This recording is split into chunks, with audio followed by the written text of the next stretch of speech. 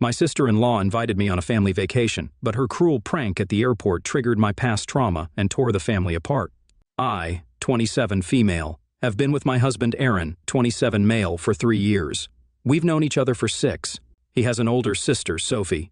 And that's who's caused this entire commotion in the family that I'm going to talk about. So 3 weeks ago, Sophie asked me if I'd be willing to accompany her on an all-women family holiday to Spain with her, my mother-in-law, and my husband's cousin Nadia, 27 female.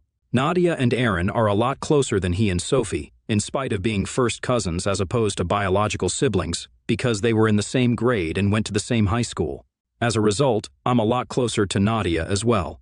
Initially, I wasn't too inclined to go on a family vacation because I didn't think it would be that fun with Sophie and my mother-in-law. But afterwards, Nadia and I had a chat, and she told me that she wanted a break, so she was willing to go and wanted me to come along too.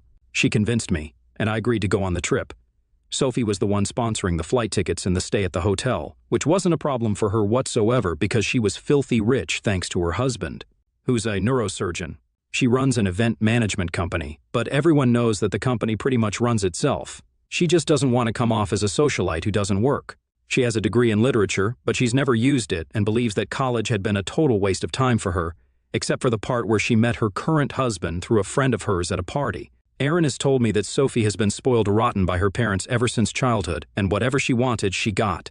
That has extended into adulthood, and even now, she thinks that just sulking, pouting, and the silent treatment will be enough to manipulate people into doing what she wants. It doesn't help that her husband and her parents still encourage such infantile behavior.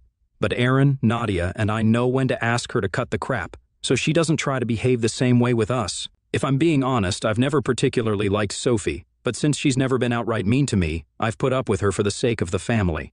Anyway, I agreed to go on that trip with her, and 3 days back, we were finally about to leave. The airport is kind of far away from my house, so I had to leave early, and I ended up reaching there about half an hour early as well. I was pretty bored while waiting for the rest of the party to arrive, so I decided to scroll through my phone instead. That morning itself, unfortunately, my phone's vibration motor stopped working, and so it wasn't buzzing whenever I received a notification like it usually does. I didn't have the time to repair it that day, so I decided I'd do it once I returned from the holiday. It was purely by luck that I had been on my phone when I received the message. I received an image from Sophie where she'd sent me the screenshot of text she'd received from a number I didn't recognize. The conversation had an image followed by a text, and once I downloaded it, I opened the image to check out the contents because it felt bizarre that Sophie was sending me the screenshot of someone else's conversation. As soon as I did, my blood froze. The picture had been clicked right outside of my house by someone who had a pair of scissors in their left hand. Within seconds, I received another message from the same number. "Tell your darling brother's wife that I'm back." Sophie followed that screenshot up by saying that she'd received this text from an unknown number a couple of minutes ago, and that she was terrified because she thought Aaron was in danger. Now, that was all I needed to go into panic mode because I actually have a history of being stalked, and it was literally the single most terrifying phase of my life. Back when I was in college, I had a stalker who would randomly click pictures of me from the back and send them to me throughout the day. He wouldn't text me on my number but would use dummy social media accounts to talk to me. He'd ask me to meet him at certain spots, but he'd never show up. I wouldn't go unarmed, and I was trained in jiu-jitsu, but even then I felt very afraid of what would happen. This went on for 2 whole months, and I didn't tell anyone because I was scared of what he might do if I did. Initially, I tried to get the guy to stop, but he texted me and told me that if I breathed even a word of this to anyone, then I'd be in big trouble. He had even sent me a similar picture from right outside my parents' house to threaten me, scissors and all. I was terrified, so I didn't tell anyone, and just kept silently praying for my safety whenever I'd have to attend classes. After the first few weeks, I stopped leaving my dorm room for anything but classes and food. Eventually, it got to a point where I refused to leave my room at all because I kept receiving pictures of myself so frequently. It was then that my roommate finally realized that something was wrong and forced me to tell her. After that, we went to the police to report this. Within a few days, an arrest had been made, and, very ironically, it happened to be a guy from the computer engineering department. He was a senior and had a history of making girls on campus feel creeped out or harassed. Unfortunately, he'd taken a liking to me, and so he started stalking me. Because he specialized in cyber safety, he was able to find out a lot about me from my social media accounts, which happened to be public at the time. He'd also simultaneously been stalking another girl who hadn't reported this for the same reasons as me. Once he was caught, he was kicked out of college, and that was the end of him terrorizing me and other women. From what I heard, his parents took him back after a couple of days, and he ended up back in his home country. It's been several years since that, and I'd almost forgotten about him. But as soon as I saw that image, all the terror came rushing back, and I instantly called. I told Sophie to get to my house as soon as possible, but luckily forgot to mention that I'd already called the cops, because I was more concerned about trying to warn Aaron instead.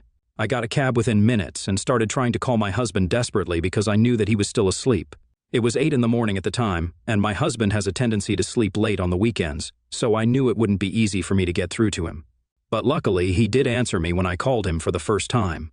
I could tell that he'd just woken up because he sounded drowsy, but I didn't have time to spare, so I told him to arm himself with something heavy, lock himself in the bedroom, and block the door somehow. He was confused, but as soon as I mentioned the picture, he told me he understood and did as I told him.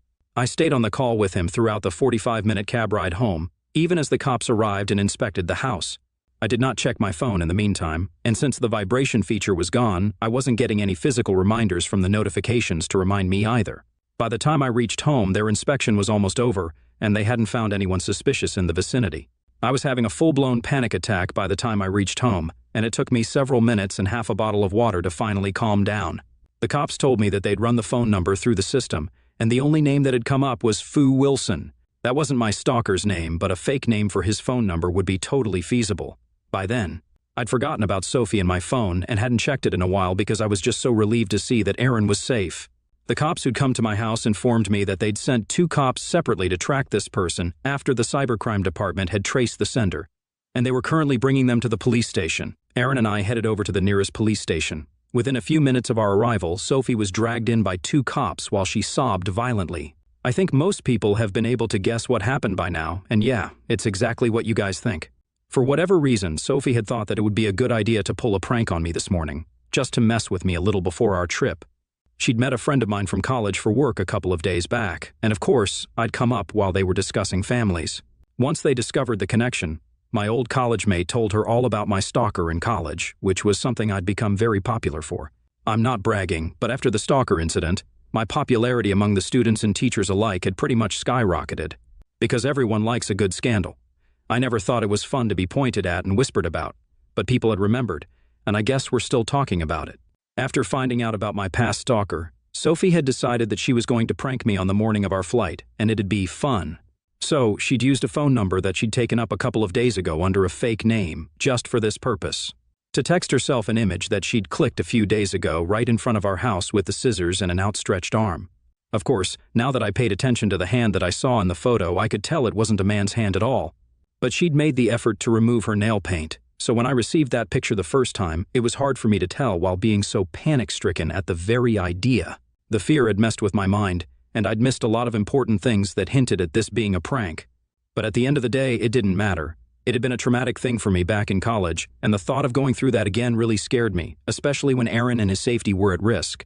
It wasn't fun at all and ended with an embarrassing visit to the police station, where she was let off with a warning.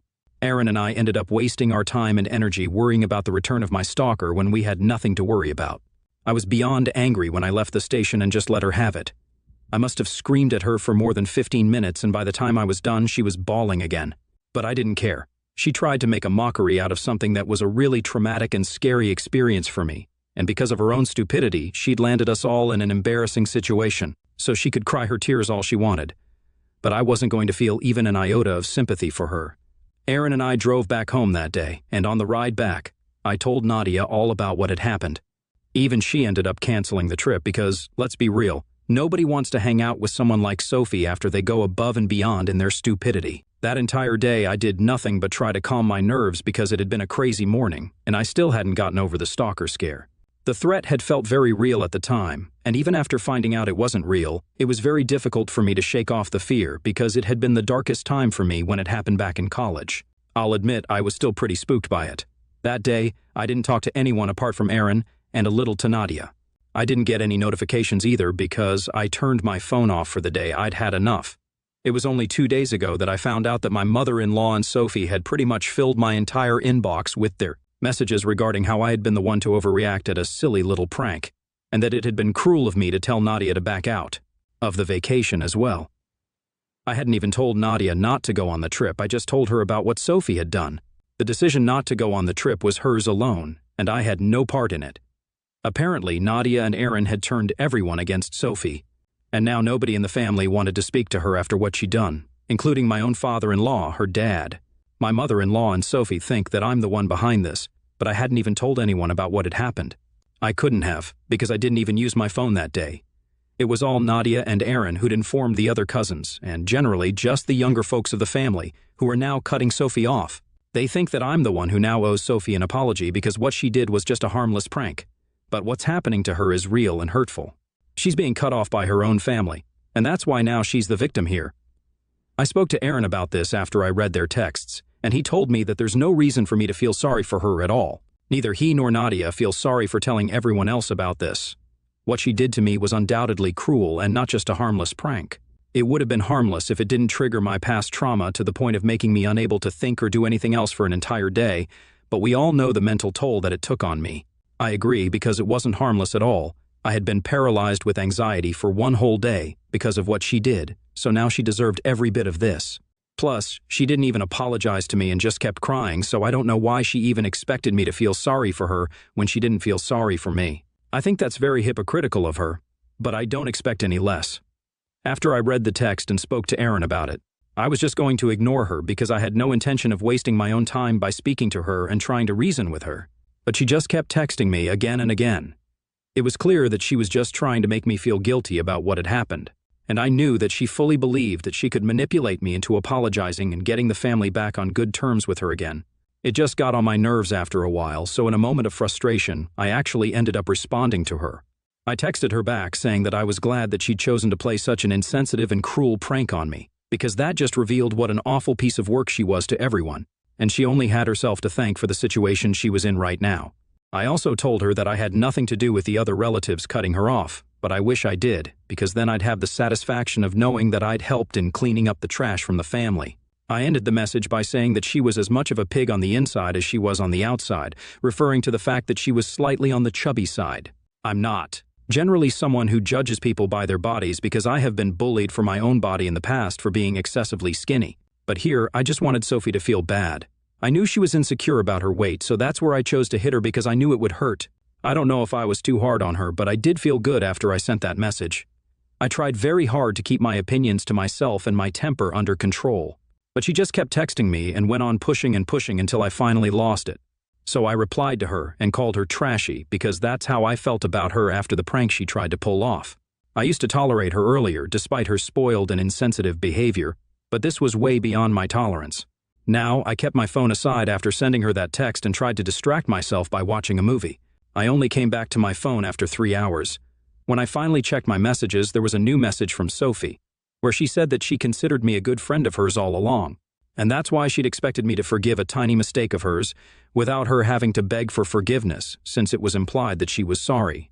I don't know what that means, but I guess that made sense to her. Then she said that if I was just going to be rude to her, then I shouldn't have replied to her at all.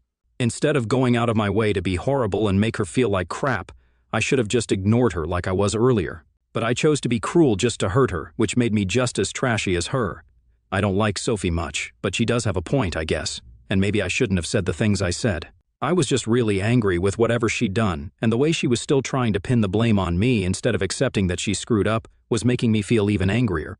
She's the one who kept pushing me by trying to gaslight me into believing that this was somehow my fault, and I just couldn't take that, so I guess I went a little too low. The only thing I feel bad for is shaming her for her weight because I know how bad that feels. However, I still don't think she has any right to even approach me and demand an apology after what she did to me. If she'd just been a decent person and owned up to her fault, maybe we wouldn't be here at all. Aaron doesn't think I should apologize because she deserved to be called out. She'd hurt me first, and then continued to try and hurt me by gaslighting me and manipulating me by insisting that she was somehow the victim here. He doesn't think I should even feel sorry for her. Nadia, on the other hand, does think I was a little too hard on her. So, I'm divided right now and have no clue on how to go about this. That's why I'm here to ask the Reddit community to help me out right now, because I would hate to stoop to the same levels as Sophie just to get back at her. I love Aaron, but he's not always the best person when it comes to emotional situations like these. I also love Nadia, but she's a little too emotional, unlike Aaron. What I need right now is completely unbiased judgment, keeping in mind the circumstances. So, AITA for calling my heavy sister-in-law a pig to insult her insecurities after she tried to pull a prank on me that made light of my past trauma. Update 1. Hey, so I read the comments on my original post, and I respect everyone's opinions. But I couldn't help myself and did apologize to Sophie for the pig comment that I made. I'm not sorry about anything else that I said, but I just couldn't live with myself knowing that I'd attacked someone for the way they look, knowing how bad it had made me feel when I'd gone through the same thing in the past.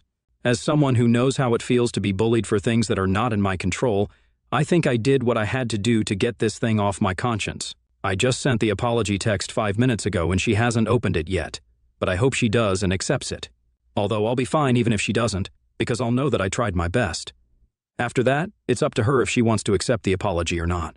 I'm not speaking to my mother-in-law, though. She had no part to play in any of this, so I don't know why she felt the need to rush to her daughter's defense, especially when she knew what Sophie had done was wrong. Literally, all of her texts were like, yeah, Sophie screwed up, but, or, I understand why you're mad, so. If she knows why I'm annoyed at Sophie, then why exactly does she expect me to apologize to Sophie?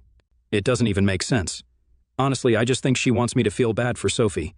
But I'm 100% sure that had our places been swapped, and I had done something like this to Sophie, then she wouldn't have had the same attitude. That's for sure. Aaron isn't too happy that I chose to apologize, but he thinks that I'm a good human being and that's why I'm going so easy on his brat of a sister. Nadia is happy about my decision, and even said that she's really proud of me. So I guess I'm okay with what I did. Update 2, Sophie just responded to my apology. It's been several hours since I sent that text, and just half an hour ago she replied, saying that it was fine but she didn't expect any better anyway. She said that she was a little shocked, but it's fine because she understands now that we're not friends, never were, and definitely won't be in the future. For what it's worth, at least she did say that she was sorry for trying to mess with me and using something so traumatic against me. Had she known that there would be such horrible consequences, then she never would have gone ahead with the prank at all. I mean, I don't think she should have gone ahead with the prank like that in any case, regardless of the circumstances, because it's just gross and disrespectful. But at least there was an apology. She was very passive-aggressive about the whole thing, and I could tell that.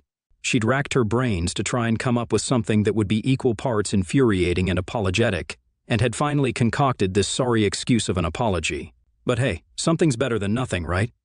And at least this way, I don't have to continue feeling guilty about what I said, and will be able to move on without thinking about my own harsh words. I'm done and dusted with this whole episode now. Onwards, there will be no more Sophie in our lives, and that's the best thing that came out of this whole incident. Update 3. Hey everyone, so it's been about a month since the last update. Last week, Nadia found out that she was pregnant. So there was a huge pregnancy announcement party where everyone was invited, with the exception of Sophie. Nobody has spoken to or heard from her after they cut her off. She deactivated her socials for a while and had been completely MIA. But Aaron had checked in with his dad, and they reassured us that she was all right, just taking a break from everything social. At the time of the party, though, she sent Nadia a text that wished her luck on this journey that she was about to embark on. The usual best wishes for a happy and healthy pregnancy, but with a sprinkle of Sophie's classic passive-aggressiveness. She probably couldn't resist the opportunity to become the talk of the town, since there was finally a huge family event that she'd been excluded from. And so, she'd sent Nadia a holier-than-thou message about how she wished she could be there with her on such a happy occasion but couldn't because of prior commitments, completely ignoring the fact that she wasn't invited. She said that she would have loved to see me, Aaron, and the other family members once more, but she'd learned to put herself first and was trying not to let other negative energies bring her down, referring to us because apparently we were the negative ones here and not her. It was just a load of baloney, and we had a good laugh about it while reading that message. We didn't give it the satisfaction of becoming the hot topic at the party either, because we kept that text to ourselves and didn't tell anyone else. It was just ridiculous how badly she wanted to be a part of things but wouldn't apologize at all. She can choose to suffer in silence, but clearly that's too much for her to handle. We'd really thought that she'd changed for the better after her social media detox. Maybe she'd introspect and become a better person. But nah, she's still Sophie. Good for her, I guess. At least we were entertained by her wonderfully hilarious text.